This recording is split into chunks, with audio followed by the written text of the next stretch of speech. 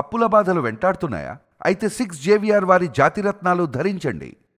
Journalism పై దాడి, జర్నలిస్టుల గొంతులు నొక్కేసే ప్రయత్నం జరుగుతూ ఉంది. ఒకవైపు మహా న్యూస్ కి సంబంధించినటువంటి ఆఫీస్ పైన బీఆర్ఎస్ పార్టీకి సంబంధించినటువంటి కార్యకర్తలు దాడి చేసినటువంటి పరిస్థితి. పూర్తి స్థాయిలో అక్కడ ఉన్నటువంటి కార్లు, కెమెరాలన్నీ కూడా ధ్వంసం చేసినటువంటి అంశం కూడా మనం పూర్తి స్థాయిలో చూస్తూ ఉన్నాం. అయితే గత కొద్ది రోజుల నుండి ఫోన్ ట్యాపింగ్ కి సంబంధించినటువంటి వ్యవహారంలో ప్రముఖ న్యూస్ ఛానల్ మహా న్యూస్ పూర్తి స్థాయిలో సమాచారం అందిస్తూ ఉన్నారు. అలాగే బ్యాక్ టు బ్యాక్ వీడియోలు చేస్తున్నటువంటి నేపథ్యంలో బీఆర్ఎస్ పార్టీకి సంబంధించినటువంటి కొంతమంది కార్యకర్తలు మీరు కేటీఆర్ ని టార్గెట్ చేస్తూ వీడియోలు పెడతా ఉన్నారు. ఫోన్ ట్యాపింగ్ కి సంబంధించినటువంటి వీడియోలు ఇంకొకసారి పెడితే బాగుండదంటూ కూడా హెచ్చరించినటువంటి పరిస్థితి. అక్కడికి పోయి డైరెక్ట్ ఒక 50 మంది బీఆర్ఎస్ పార్టీకి సంబంధించిన కార్యకర్తలు కట్టెలు రాళ్లతో దాడి చేసినటువంటి అంశాన్ని కూడా మనం చూస్తా ఉన్నాం. ఒకసారి పీసీఆర్ ఒకసారి ప్లే చేసినటువంటి ప్రయత్నం చేయండి. మహా న్యూస్ కు సంబంధించినటువంటి ఆఫీస్ పైన దాడి జరిగినటువంటి ఆ విజువల్స్ కూడా మీరు సైడ్ బాక్స్ లో చూస్తా ఉన్నారు. అక్కడ ఉన్నటువంటి కారు పైన దాడి చేస్తున్నటువంటి ఆ విజువల్స్ కూడా చాలా క్లియర్ కట్ గా మీరు చూడొచ్చు. కేటీఆర్ జోలికి రావద్దు, ఇంకోసారి కేటీఆర్ గురించి వీడియోలు పెట్టొద్దు, ఫోన్ ట్యాపింగ్ కి సంబంధించినటువంటి వ్యవహారంలో ఇంకోసారి ఒక్క వీడియో చేసినా కూడా ఖచ్చితంగా ఈసారి మీరు ఇబ్బంది పడతారంటూ కూడా బీఆర్ఎస్ పార్టీకి సంబంధించిన కార్యకర్తలు అక్కడ ఉన్నటువంటి కార్ల పైన రాళ్లు రువ్వినటువంటి పరిస్థితి, ఆఫీస్ పైన రాళ్లు రువ్వినటువంటి పరిస్థితి. ఆఫీస్ కి సంబంధించిన లోపల విజువల్స్ కూడా మీరు చూడొచ్చు. అక్కడ ఉన్నటువంటి జర్నలిస్టు భయంగా ఉన్నటువంటి పరిస్థితి. ఏకంగా లోపలికి ఇన్ఫాక్ట్ లోపల రూమ్ కు వస్తున్నటువంటి నేపథ్యంలో కూడా అక్కడ ఉన్నటువంటి కొంతమంది ఉద్యోగులు వాళ్ళని అడ్డుకునేటటువంటి ప్రయత్నం చేశారు. లోపలికి వచ్చి అన్ని సిస్టమ్స్ బద్దలు కొట్టేటటువంటి ప్రయత్నం చేశారు బీఆర్ఎస్ పార్టీకి సంబంధించిన కార్యకర్తలు. కానీ అక్కడ ఉన్నటువంటి కొంతమంది ఉద్యోగులు మాత్రం వాళ్ళకి లోపలికి రానియనటువంటి పరిస్థితి, డోర్లు లాక్ చేసినటువంటి అంశాన్ని కూడా మనం పూర్తి స్థాయిలో విజువల్స్ బాక్స్ లో చూస్తున్నటువంటి పరిస్థితి. కార్లో ఉన్నటువంటి ప్రతి ఎక్విప్మెంట్ ని పలగొట్టేటటువంటి ప్రయత్నం చేశారు బీఆర్ఎస్ పార్టీకి సంబంధించిన కార్యకర్తలు. అక్కడ ఉన్నటువంటి కెమెరాలు కానివ్వండి, బయట ఉన్నటువంటి రిసెప్షన్ లో ఉన్నటువంటి అన్ని ఎక్విప్మెంట్స్ బద్దలు కొట్టినటువంటి పరిస్థితి. కింద మీరు కార్లకు సంబంధించిన విజువల్స్ కూడా ఇప్పటిదాకా చూస్తూ ఉండే. అయితే అది ముంగడ ఆఫీస్ కి సంబంధించినటువంటి ముందు భాగం మొత్తం కూడా పగలగొట్టినటువంటి పరిస్థితి. ఒకేసారి 50 మంది రైట్, మీరు కార్లు కూడా చూస్తూ ఉన్నారు. అక్కడ అనేకమైనటువంటి కార్లు నిలిచిపోయా, కార్లు మొత్తం కూడా బద్దలు కొట్టారు, ధ్వంసం చేశారు బీఆర్ఎస్ కి సంబంధించిన కార్యకర్తలు. ఆ కిటికీలు కూడా పలగొట్టినటువంటి ఆ విజువల్స్ కూడా చాలా క్లియర్ కట్ గా మీరు మన స్క్రీన్ పైన చూస్తూ ఉన్నారు. ఎక్స్క్లూజివ్ మనం టీవీ స్క్రీన్ పైన ఆ కార్లు బద్దలు కొట్టినటువంటి ఆ వీడియోలు కూడా చూస్తూ ఉన్నారు. ఆ ఆఫీస్ అద్దాలని కూడా రాళ్ళు రువ్వినటువంటి పరిస్థితి. అయితే లోపల ఉద్యోగులు ఉంటే పని చేస్తున్నటువంటి నేపథ్యంలో రాళ్ళు రువ్వుతూ ఉంటే, కట్టెలతో కొడుతూ ఉంటే, ఉద్యోగులకు ఏమన్నా అయితే, లోపల ఉన్నటువంటి వాళ్ళకి ఏమన్నా ఇబ్బంది అయితే పరిస్థితి ఏంది? నిజంగానే కేటీఆర్ గురించి వీడియోలు పెడితే, కేటీఆర్ గురించి తప్పుడు వార్తలు పెడితే పోలీస్ స్టేషన్లో కంప్లైంట్ ఇవ్వాల్సినటువంటి బాధ్యత బీఆర్ఎస్ పార్టీ లీడర్లకు ఉంటుంది. కానీ మితిమీరిపోయారు. ఒకేసారి కేటీఆర్ పైన మంచి ఒపీనియన్ ఉంది, కేటీఆర్ మీరు అట్లా చేస్తారు, ఇట్లా చేస్తారు అని చెప్పి అక్కడ పోయి మాట్లాడే ప్రయత్నం చేశారు. అంటే కేటీఆర్ దృష్టిలో మేము మంచి వాళ్ళం అనుకోవడానికా, లేకపోతే రేపటి రోజు బీఆర్ఎస్ అధికారంలోకి వస్తే పదవులు కావాలనేటటువంటి ఆలోచన, లేకపోతే ఇలానే చేస్తాము, ఇదే రౌడీజం చేస్తాము, మీడియా ఛానల్స్ పైకి పోయి మేము దాడులు చేస్తాము, మమ్మల్ని ఎవడు ఏమనేటోళ్ళు లేడు, ఇంకా మేమే అధికారంలో ఉన్నామనేటటువంటి పొగర, అనేకమైనటువంటి అంశాలు క్లియర్ కట్ గా తెరపైకి వస్తూ ఉన్నాయి. కానీ ఆ విజువల్స్ చూస్తూ ఉంటే నిజంగా బాధాకరమైనటువంటి అంశం. ఏ మీడియా పైన దాడి జరిగినా మేము ఇట్లనే ఖండిస్తాం. ఎందుకంటే మీడియా ఛానల్ పైన దాడి జరగడం అనేది అత్యంత బాధాకరమైనటువంటి అంశం. నిజంగానే ఒక మీడియా ఛానల్ తప్పుడు వార్తలు కనుక ప్రచారం చేస్తే రాజ్యాంగబద్ధంగా ముందుకు పోవాల్సినటువంటి అవసరం ఉంటుంది.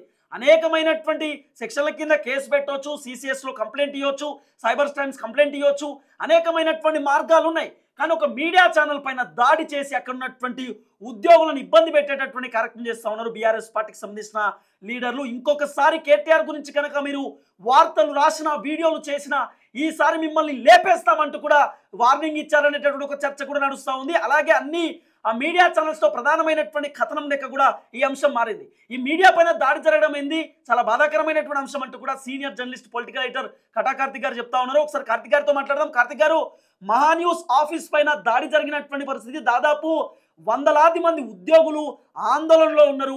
ఉద్యోగులు ఏం చేయాలో అర్థం కానటువంటి పరిస్థితులలో ఉన్నారు. ఆఫీస్ మొత్తం కూడా ధ్వంసం చేసినటువంటి పరిస్థితి. ఆ విజువల్స్ చూస్తూ ఉంటే నిజంగా భయప్రాంతులకు గురయ్యేటటువంటి పరిస్థితి. పెద్ద పెద్ద రాళ్లతో, పెద్ద పెద్ద కర్రలతో ఎక్కడికక్కడ పాశవికంగా దాడి చేసేటటువంటి ప్రయత్నం చేస్తూ ఉన్నారు. అదే టైంలో ఉద్యోగులు బయటకు వస్తే, అదే టైంలో కొంతమంది ప్రముఖ యాంకర్లు కనుక, జర్నలిస్టులు కనుక బయటకు వస్తే వాళ్ళను కూడా బీఆర్ఎస్ పార్టీకి సంబంధించిన లీడర్లు కొట్టే పరిస్థితి. ఇన్ఫాక్ట్ కొట్టేటటువంటి కార్యక్రమమే చేశారు. మొత్తం డోర్లు బద్దలు కొట్టే ప్రయత్నం చేశారు. లోపలికి వెళ్ళి కొన్ని సిస్టమ్స్ కూడా బద్దలు కొట్టారనేటటువంటి సమాచారం వస్తూ ఉంది. ఈ దాడిని మీరు ఎట్లా చూస్తారు? మీడియా ఛానల్ పైన దాడి జరగడం నిజంగా బాధాకరం. ఎట్లా చూస్తారు కార్తిక్ గారు?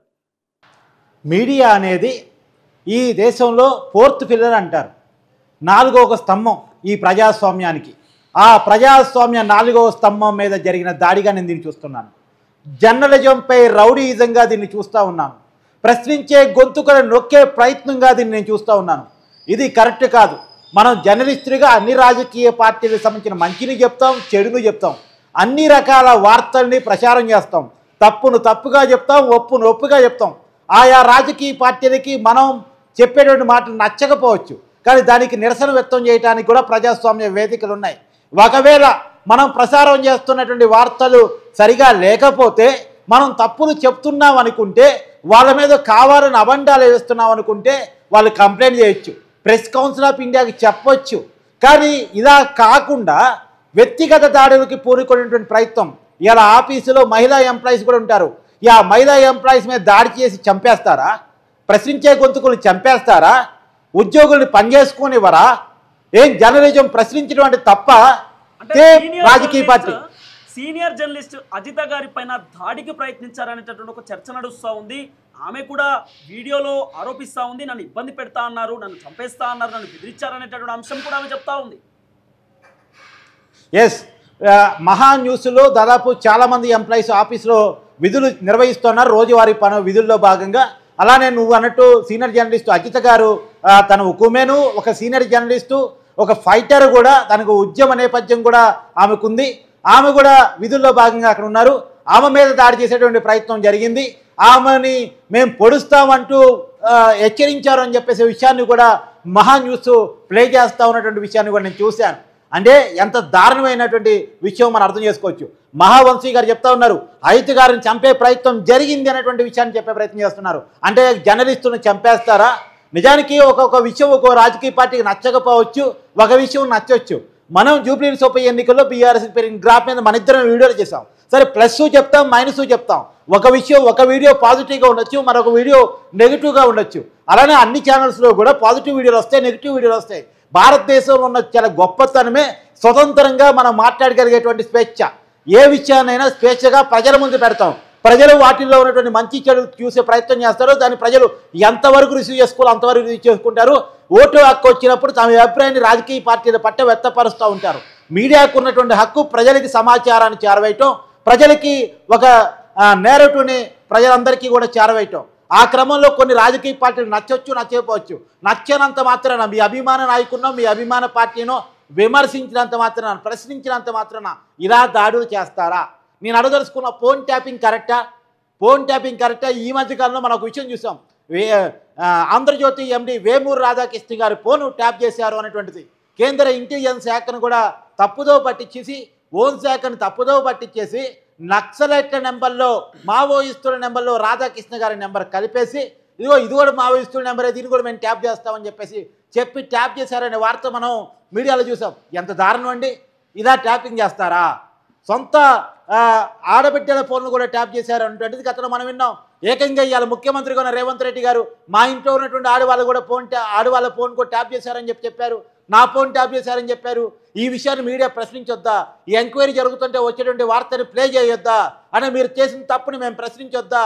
ఇవాళ ఎవరికి కూడా స్వేచ్ఛ ఉంటుంది తిరుపతి. రేపు నీ ఫోన్ ట్యాప్ కావచ్చు, నా ఫోన్ ట్యాప్ కావచ్చు, మన కెమెరామెన్ ఫోన్ ట్యాప్ కావచ్చు.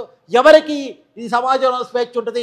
మన వ్యక్తిగత గోప్యకి ఎక్కడ స్వేచ్ఛ ఉంటుంది? ఎక్కడ భద్రత ఉంటుంది? మరి దాన్ని ప్రశ్నించకపోతే ఎలా? ప్రశ్నించే జర్నలిస్టు మీద దాడి చేస్తే ఎలా?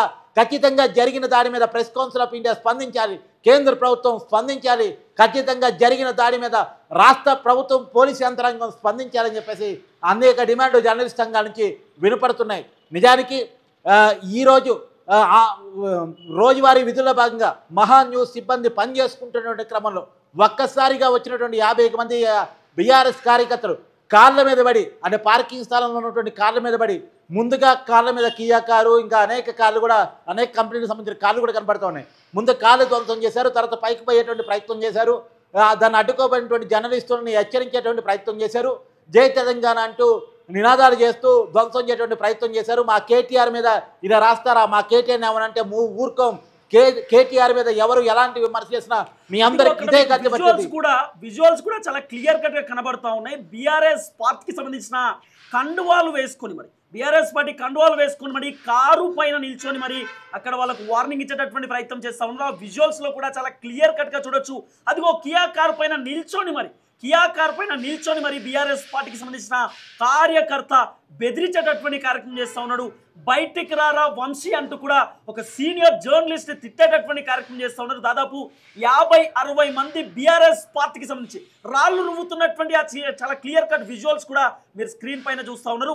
ఆ రాళ్ళు రువ్వుతూ ఉంటే లోపల ఎవరైనా ఉద్యోగులు ఉంటే వాళ్ళ పని వాళ్ళు చేసుకుంటూ ఉంటే ఎడిటర్స్ ఉంటారు, కెమెరామ్యాన్స్ ఉంటారు, ఎస్సీఓస్ ఉంటారు, చాలా మంది ఉంటారు, పీసీఆర్ టీం ఉంటుంది, అనేకమైనటువంటి వ్యక్తులు లోపల పనిచేస్తూ ఉంటారు.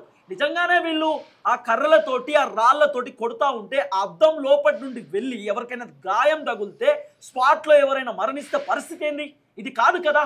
నిజంగా మనకు స్వతంత్రం ఉంది, స్వేచ్ఛ ఉన్నది, మాట్లాడుకోవడానికి మనం ఏదైనా ఇష్యూస్ ఉంటే సార్ట్అవుట్ చేసుకోవడానికి. కానీ ఈ దాడులు చేయడం, ఇంత పైశాచికంగా ఇంత రౌడీయిజం చేయడం కరెక్ట్ కాదనేది చాలా మంది సీనియర్ జర్నలిస్టుల ఒపీనియన్. కట్టా కార్తిక్ గారి ఒపీనియన్ కూడా అదే. కానీ చాలా చెప్పండి. తెలంగాణ ఉద్యమంలో ఉన్నటువంటి పార్టీ, తెలంగాణ ఉద్యమకారులు మీద కూడా గతంలో దాడులు జరిగాయి, జర్నలిస్టుల మీద దాడులు జరిగాయి. ఆ టైంలో అందరూ జర్నలిస్టులు మనం ఖండించాం.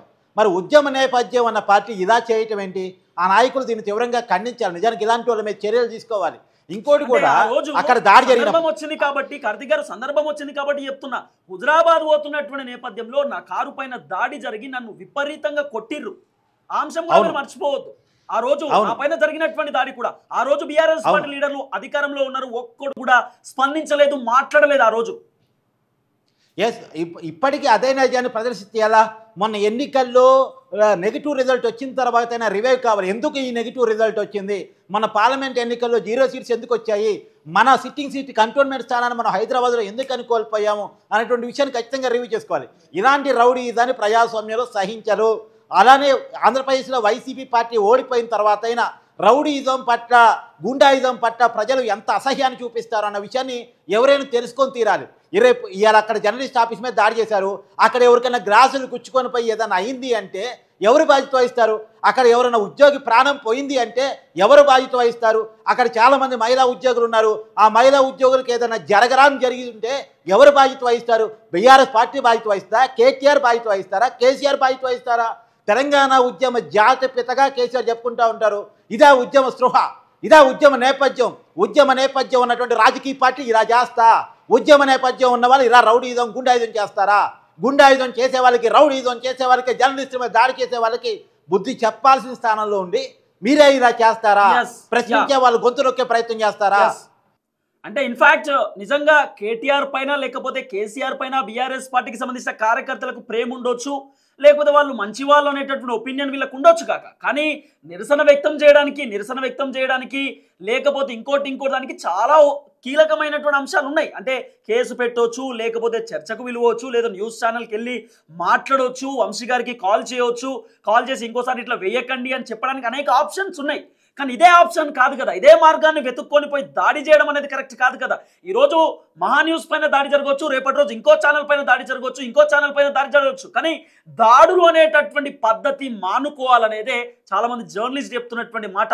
వాళ్ళతో ఇబ్బందులు ఉన్నప్పుడు డైరెక్ట్ కేసు పెట్టవచ్చు, పిటిషన్ ఇవ్వచ్చు, కంప్లైంట్ ఇవ్వచ్చు, అనేకమైనటువంటి మార్గాలు ఉన్నాయి. కానీ ఇదే మార్గం ఇంకోసారి చేస్తే బాగుండదు అనేది మహాన్యూస్కు సంబంధించినటువంటి వాళ్ళు కూడా హెచ్చరిస్తూ ఉన్నారు. మేము భయపడమంటూ కూడా చాలా క్లియర్ కట్గా వాళ్ళు చెప్పేటటువంటి కార్యక్రమం కూడా చేస్తూ ఉన్నారు. ఏది ఏమైనా కొంత బాధాకరమైనటువంటి అంశం, ఒక మీడియా ఛానల్ పైన దాడి చేసి వందలాది మంది బీఆర్ఎస్ పార్టీకి సంబంధించిన కార్యకర్తలు లోపలికెళ్ళి ఆ ఆఫీస్ ధ్వంసం చేయడం, ఆ విజువల్స్ చూస్తూ ఉంటే నిజంగా చాలా బాధాకరమైనటువంటి అంశం. అన్ని కార్లను ధ్వంసం చేశారు, పెద్ద పెద్ద రాళ్లతో, కర్రలతో పూర్తి స్థాయిలో కార్లు ధ్వంసం చేసే ప్రయత్నం చేశారు. ఆఫీస్ అంతా కూడా ఇబ్బందికరంగా చిన్నాభిన్నం చేసేటటువంటి కార్యక్రమం చేశారు. సో పోలీసులు ఎటువంటి చర్యలు తీసుకోబోతున్నారు, రాష్ట్ర ప్రభుత్వం ఎలాంటి కీలకమైనటువంటి చర్యలు తీసుకోబోతున్నారు అనేది కూడా వేచి చూడాల్సినటువంటి అవసరం ఉంటుంది. ఆ విజువల్స్ కూడా ఒకసారి మీరు స్క్రీన్ పైన ప్లే అవుతుంది, ఒకసారి ఆ విజువల్స్ కూడా మీరు పూర్తి స్థాయిలో చూసే ప్రయత్నం చేయండి.